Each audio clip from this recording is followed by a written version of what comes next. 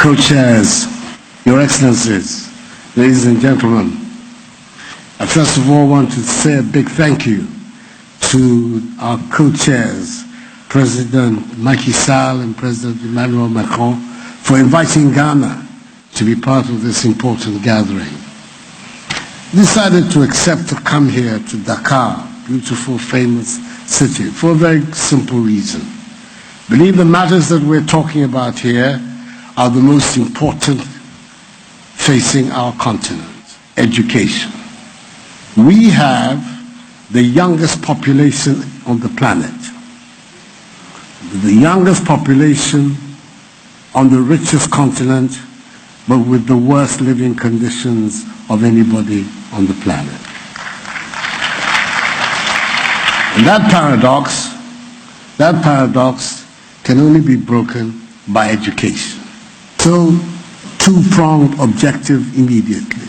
Access to education and the quality of education that would allow them to survive in this 21st century.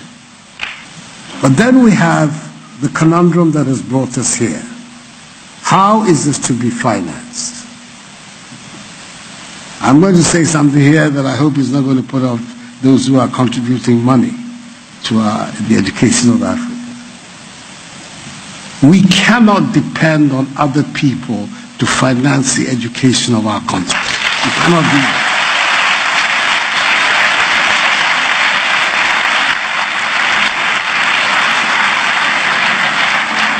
I'm saying that not to turn my back or turn my nose or to be ungrateful to all these very important and noble people who have committed themselves to helping. No.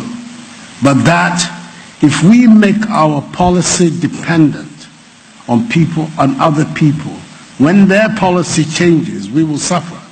But if we make the policy for ourselves,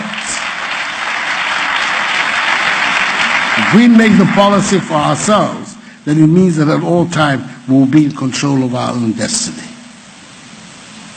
And the monies, are they available in the continent? Yes, they are.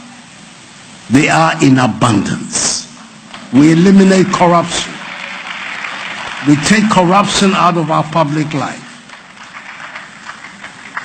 We organize ourselves to have more intelligent arrangements for those who want to exploit our resources, that we have more balanced contracts between us and them.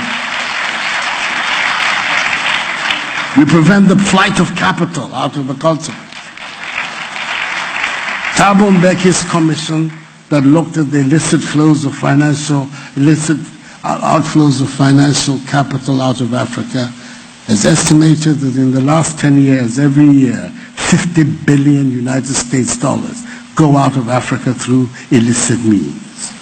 Can you imagine what those monies, if we had our eyes open and we were not complicit in that illicit outflow, what it would mean for the capacity of our nation to be able to do this?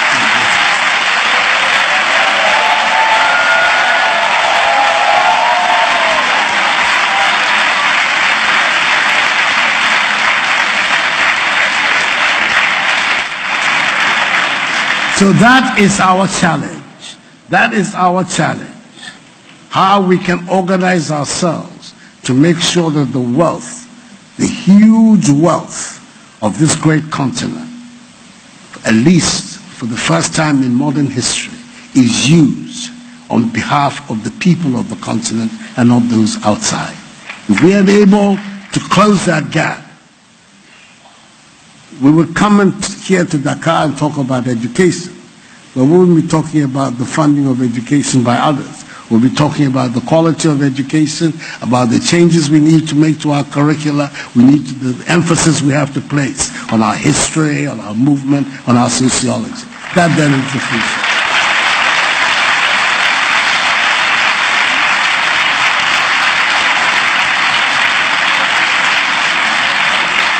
So that I am not misunderstood.